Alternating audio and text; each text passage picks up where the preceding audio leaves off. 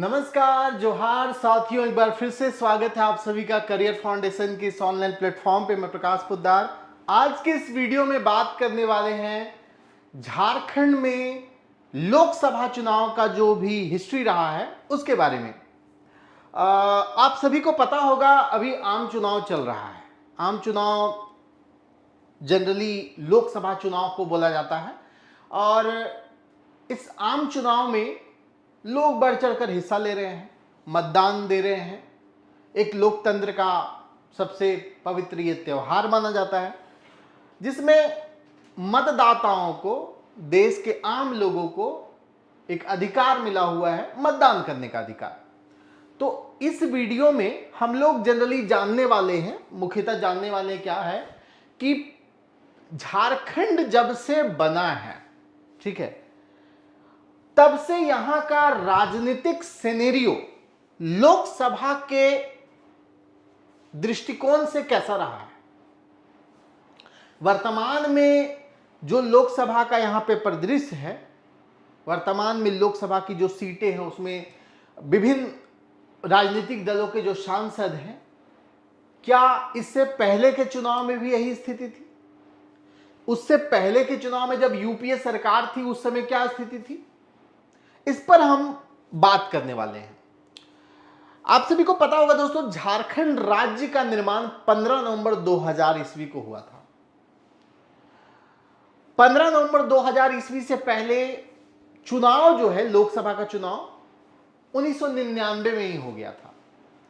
यानी झारखंड निर्माण होने के बाद झारखंड में पहली बार जो लोकसभा का चुनाव हुआ वो वर्ष 2004 में हुआ, जिसमें यूपीए की सरकार बनी थी देश भर में।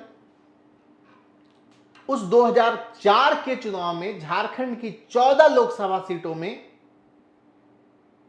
किस दल को कितनी सीटें प्राप्त हुई थी।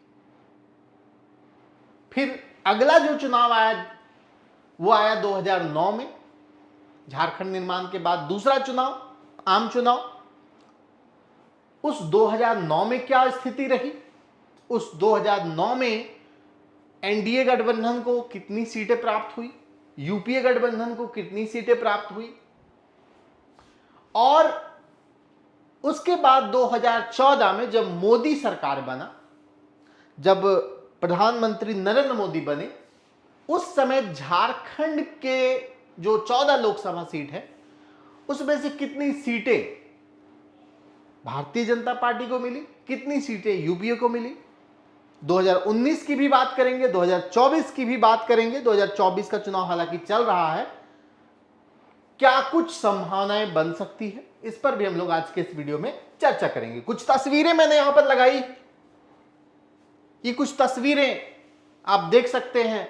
झारखंड जिस समय बना, झारखंड जिस प्रधानमंत्री के समय में बना वो अटल बिहारी वाजपेयी हैं, उनकी तस्वीर लगी हुई है।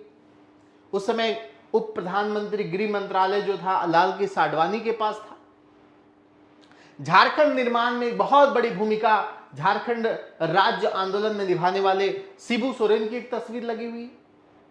उसके अलावा यहां पर राहुल गांधी, सोनिया गांधी और झारखंड के प्रथम मुख्यमंत्री बाबूलाल मरांडी की तस्वीर लगी हुई है। तो आइए हम लोग चीजों को डेटा वाइज समझते हैं। 2000 में जब झारखंड बना था, उससे पहले जो चुनाव हुए थे उसमें भी झारखंड में भारतीय जनता पार्टी की स्थिति बेहतर थी, लेकिन 2004 के चुनाव में वो स्थिति थोड़ी कमजोर पड़ गई। 2009 के चुनाव में भी कमजोर पड़ गई, फिर से 2014 में सुधार हुआ है। तो आइए डेटा से समझते हैं चीजों को। ये कुछ हमारे कोर्सेस हैं जो हमारे एप्लीकेशन पे आपको मिल सकते हैं। झारखंड में लोकसभा चुनाव, यहां पे 14 लोकसभा सीटों के बारे में आपको बताता हूं। 14 लोकसभा सीटें कौन कौन सी है और उसमें रिजर्व सीटें कौन कौन सी, ये भी आप लोग को पता होना चाहिए, ठीक है, कि 14 लोकसभा सीटों में से रिजर्वेशन किन किन सीटों में मिला हुआ है। एक मिनट टाइम दीजिएगा आप लोग।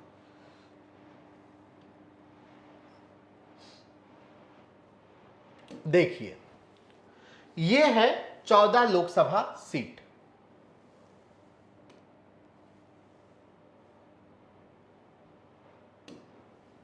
ये है 14 लोकसभा सीट। अब इसमें ये पलामू लोकसभा है। पलामू लोकसभा जो कि शेड्यूल्ड कास्ट के लिए एक रिजर्व सीट है। ये चतरा लोकसभा जो जनरल है। हजारीबाग लोकसभा भी जनरल है। कोडरमा लोकसभा भी जनरल है।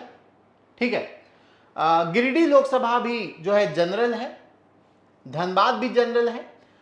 उसके अलावा रांची भी जनरल है। तो कौन कौन सी सीटें रिजर्व है, जैसा कि आप सभी को पता भी होगा कि जो एसटी सीटें हैं झारखंड में 14 में से 5 सीटें जो है, 14 में से कितनी, 5 सीटें जो है वो शेड्यूल्ड ट्राइब के रिजर्व है।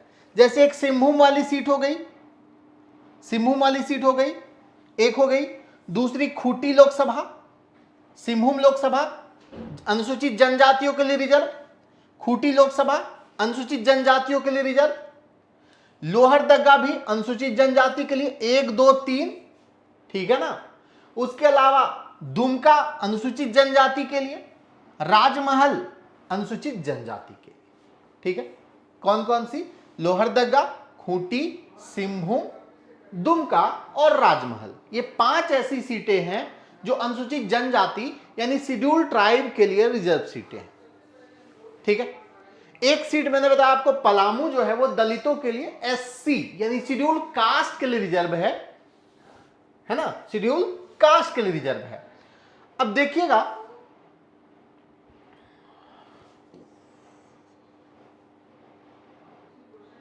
अब आगे के सिनेरियो को हम लोग समझने का प्रयास करते हैं कि क्या है। देखिए, ये लोकसभा चुनाव 2004 का यहां पर सिनेरियो दिखाया जा रहा है। 2004 में झारखंड निर्माण के बाद पहली बार लोकसभा के चुनाव हुए थे। ठीक है। इस चुनाव में इस ग्राफ के जरिए दिखाया गया है कि किस पार्टी को कितने प्रतिशत वोट मिले थे, लेकिन मैं प्रतिशत पे नहीं जाना चाहूंगा, यह आकलन अभी करने का समय आप सभी के लिए नहीं है। यहां पे मैं सीटों पे जाना चाहूंगा। ठीक है। उस समय प्रधानमंत्री अटल बिहारी वाजपेयी थे। 2004 में फिर वो मनमोहन सिंह भारत के प्रधानमंत्री बने। इसमें आप देख सकते हैं कि इंडियन नेशनल कांग्रेस, ठीक है, कांग्रेस को इस समय 6 सीटें प्राप्त हुई थी, लगभग 21% वोट प्राप्त हुए थे। उसके अलावा झारखंड मुक्ति मोर्चा को 4 सीटें प्राप्त हुई थी, आरजेडी को 2 सीटें, बीजेपी को मात्र 1 सीट प्राप्त हुआ था। ठीक है।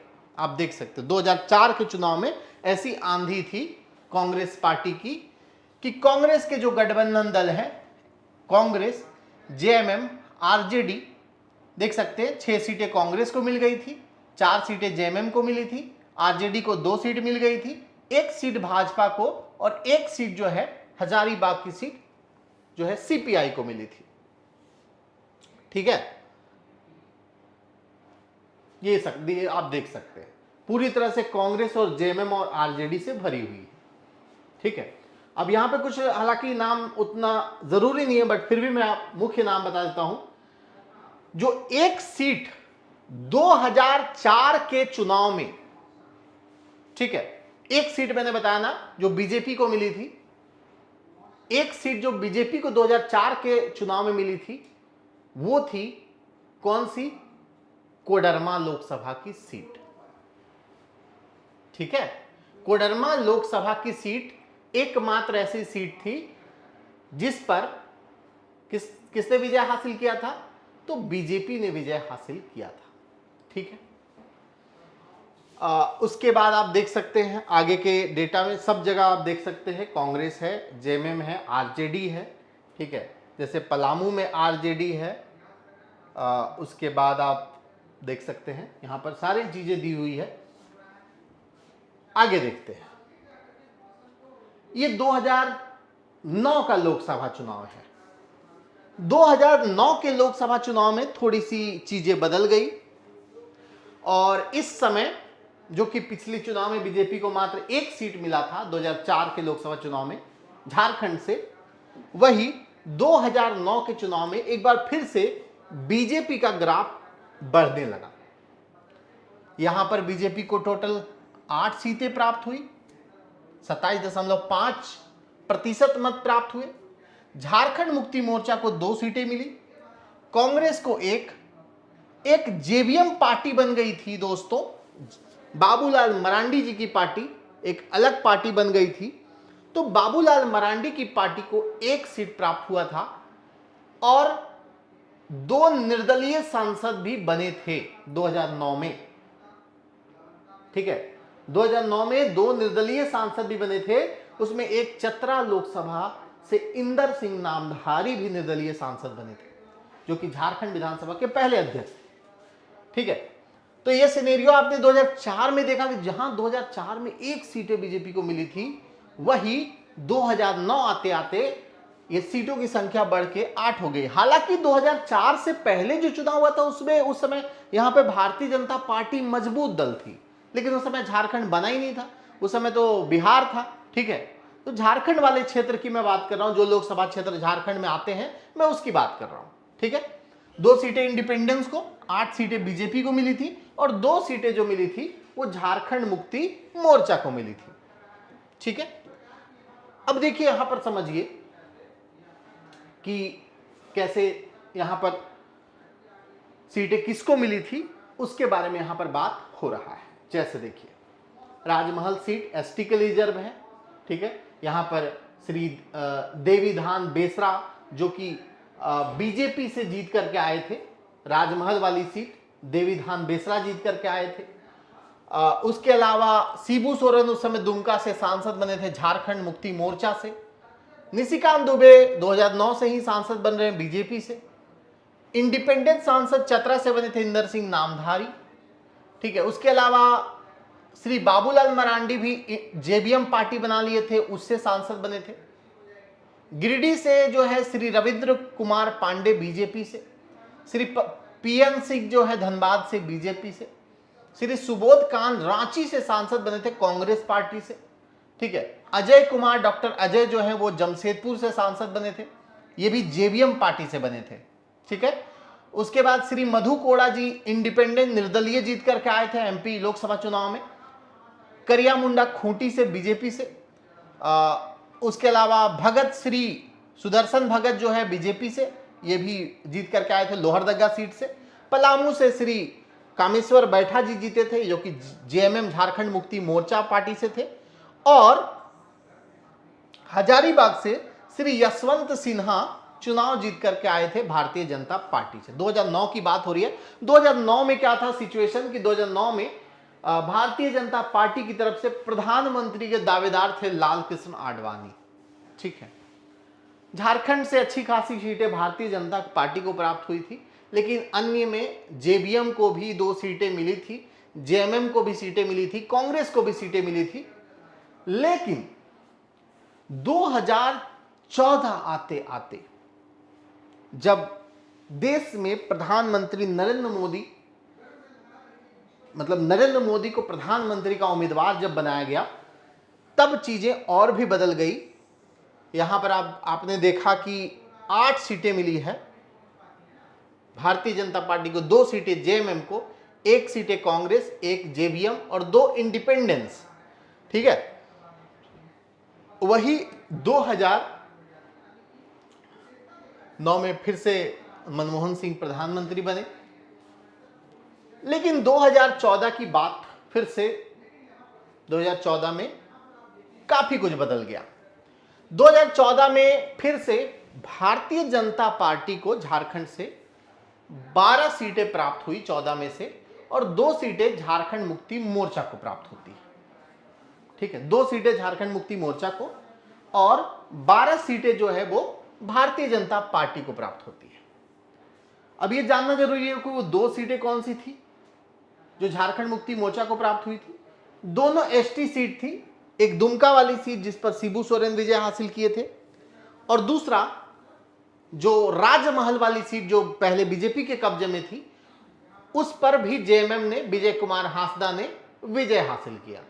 तो ये 2 सीटें जेएमएम को मिली थी। उसके अलावा जितनी भी सीटें थी सभी भारतीय जनता पार्टी ने, चाहे गोड्डा हो, चतरा से सुनील कुमार सिंह, निशिकांत दुबे गोड्डा से, रविंद्र कुमार राय कोडरमा से बन गए, रविंद्र कुमार पांडे गिरिडीह से, पीएन सिंह धनबाद से, रामटहल चौधरी रांची से, विद्युत वरण महतो जमशेदपुर से, लक्ष्मण गिलुआ जो है सिंहभूम से बन गए, करिया मुंडा बन गए फिर खूंटी से, सुदर्शन भगत बन गए लोहरदगा से, पलामू से विष्णु दयाल राम यानी कि वीडी राम सांसद बन गए।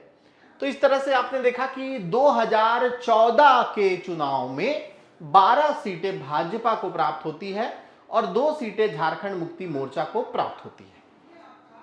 ठीक है, उसके बाद चलते हम लोग आगे 2019 के चुनाव की बात शुरू करते हैं। यहां पे आप देख सकते हैं पूरा मैपिंग से दिखाया गया है कि केवल राजमहल और दुमका की सीटें 2014 के चुनाव में, ये 2014 की बात मैं कर रहा हूं, राजमहल और दुमका की सीटें विजय हांसदा और शिबू सोरेन, उसके अलावा बाकी पूरी सीटें जो है वो भारतीय जनता पार्टी ने प्राप्त किया। ठीक, उसके बाद देखिए क्या होता है। ऐसा नहीं, ये बताने का मेरा एक ही मकसद है क्योंकि नए जनरेशन वीडियोस देख रहे हैं, नए जनरेशन को ऐसा लगता होगा कि यहां पर भाजपा शुरू से ही स्ट्रांग है। तो नए जनरेशन को यह जानना जरूरी है कि भाजपा शुरू से स्ट्रांग नहीं है। झारखंड निर्माण के बाद भाजपा यहां पर सबसे कम सीट लेकर के आई थी 2004 के चुनाव में, जब देश भर में मनमोहन सिंह की सरकार बनी थी। उस समय लोकसभा के चुनाव में मात्र भाजपा को यहां से एक ही सीट प्राप्त हुआ था और एक सीट से फिर 2009 में 8 सीट प्राप्त हुआ था। इसका मतलब यह है 2009 में भी भारतीय जनता पार्टी ने यहां पे 6 सीट हारी थी। ठीक है, 6 सीट यहां से भाजपा हार गई थी 2009 के चुनाव में, जबकि 2004 के चुनाव में 14 में से 13 सीटें भाजपा हारी थी। तो इससे आपको पता चलेगा कि कैसे चीजें बदली है। ये मैंने टाइटल में भी लिखा है। ठीक है, इसीलिए चीजें बदली है और ये आप लोग को पता होना चाहिए कि देखो चीजें बदलती रहती है, हमेशा एक जैसा सिचुएशन नहीं होता है। किसी चीज को हमेशा के लिए एक्सेप्ट नहीं किया जाता है। कोई भी चीज होता है, कोई भी काम होता है तो एक जब तक वो बेहतर होता है तब तक लोग उस चीज को बर्दाश्त करते हैं। जब उन्हें और एक्सपेक्टेशन बढ़ जाता है, जब उन्हें लगता है कि बेहतर नहीं है तो चीजें बदल जाती है। परिवर्तन संसार का नियम है, ये हमेशा होता आया है। 2000 में जहां भाजपा की सरकार थी, 1999 से 2000 तक गठबंधन भाजपा गठबंधन की सरकार थी, तो वही 2004 में पासा पलटा, कांग्रेस की एक शक्तिशाली सरकार बनी। 2009 में भी कांग्रेस की एक शक्तिशाली सरकार बनी, लेकिन फिर 2014 से पासा पलटा।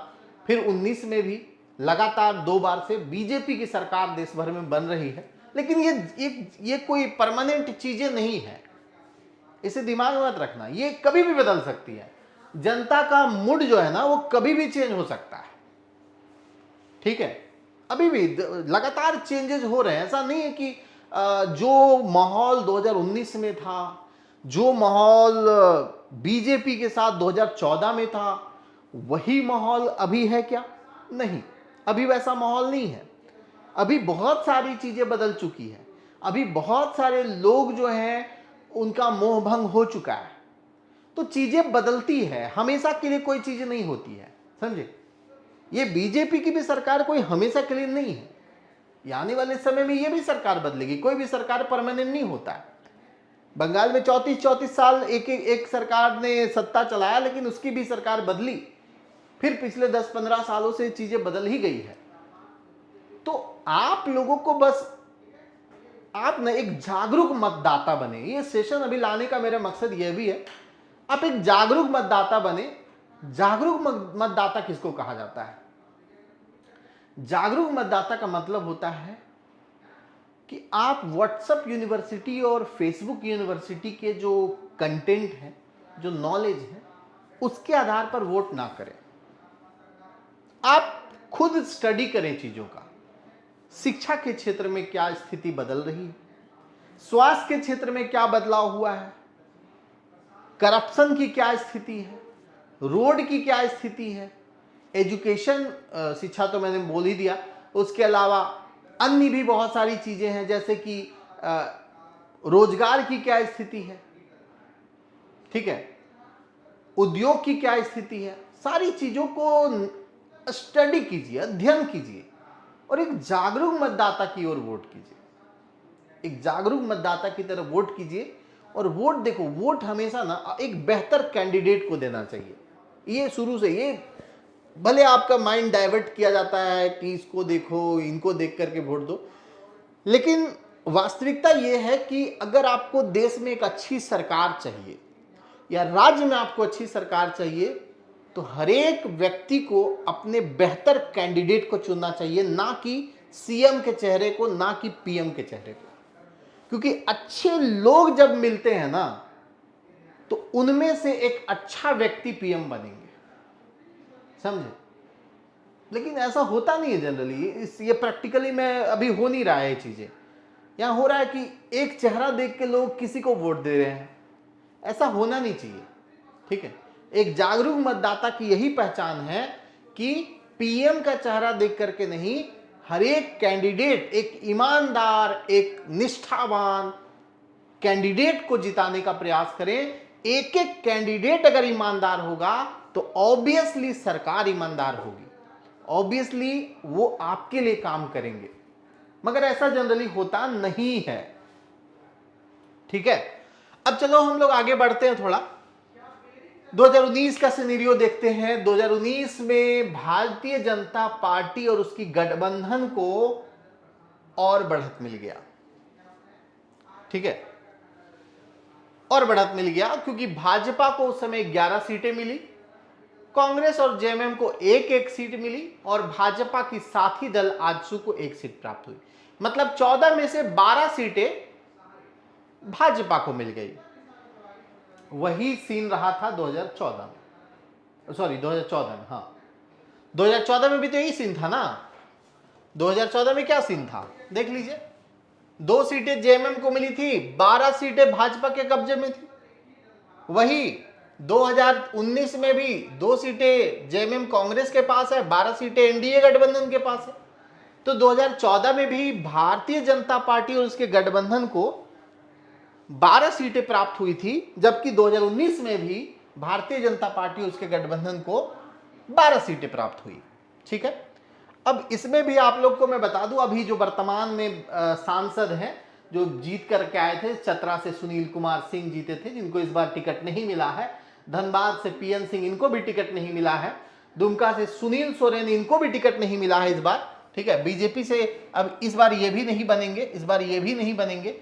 सुनील सोरेन की जगह इस बार सीता सोरेन को टिकट मिल गया है, इनको टिकट मिल गया है। निशिकांत दुबे को भी मिल गया है। जयंत सिन्हा को भी टिकट नहीं मिला है, ठीक है।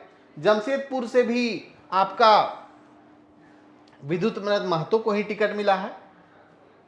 उसके अलावा आपका जो सिंहभूम है, वहां से भी जो वर्तमान में कांग्रेस की सांसद थी उनको भारतीय जनता पार्टी ने टिकट दिया है, ठीक है, देख सकते हैं आप। इनको भी टिकट मिल गया, इनको भी मिल गया है, इनको भी टिकट नहीं मिला है। इस बार सुदर्शन भगत जो लोहरदगा से हैं, इनको टिकट नहीं मिला है, इनको मिला है, इनको भी मिला है। गीता कोड़ा जो कि पिछले बार कांग्रेस पार्टी से जीत करके आई थी, इस बार इनको भारतीय जनता पार्टी से टिकट मिला है, ठीक है। तो ये 2019 की स्थिति मैंने आपको बताया। अब 2024 चल रहा है, चुनाव का समय है और आप लोग भी मतदान कर रहे होंगे, ठीक है। 2024 के चुनाव में अपने एक बेहतर कैंडिडेट को वोट दे। बेहतर कैंडिडेट होगा तो निश्चित तौर पर वो बेहतर सरकार को ही सपोर्ट करेगा, ठीक, जो सरकार देश के हित में है, ठीक है। मैं किसी पार्टी को ये नहीं करूंगा कि इस पार्टी को वोट दो, इस पार्टी को वोट दो। सब खुद एनालाइज करो यार, खुद एनालाइज करो, खुद कैंडिडेट को देख करके वोट देना चाहिए। मैंने क्या बोला आप लोग को, कैंडिडेट बेहतर होगा ना तो निश्चित तौर पर सरकार भी ईमानदार होगी। अगर कैंडिडेट बेहतर नहीं होगा तो सरकार ईमानदार नहीं हो सकती है, ठीक है। क्योंकि सरकार में वहां पर से चीजें नहीं गड़बड़ होती, चीजें कैंडिडेट से गड़बड़ होती है, ठीक है। तो इस वीडियो के माध्यम से मैंने बताने का प्रयास किया कि पिछले जितने भी झारखंड में लोकसभा चुनाव हुए, चाहे वो 2004 का चुनाव हो, 9 का हो, 14 हो, 19 हो, यहाँ पे राजनीतिक सिनेरियो किस दल का भारी रहा, किस चुनाव में किस दल की मजबूती रही, इससे एक आपको अंदाजा लग गया होगा पिछले जितने भी चुनाव हुए हैं उसमें कब किस दल को बहुमत हासिल हुआ, झारखंड से किस दल को ज्यादा सीटें प्राप्त हुई। ठीक है, चलिए तो आज के सेशन को यहीं पे हम लोग खत्म करते हैं। फिर आप लोगों से मुलाकात होगी। आप लोग, उम्मीद है आप लोग पढ़ाई लिखाई अच्छे से कर रहे होंगे। ठीक है,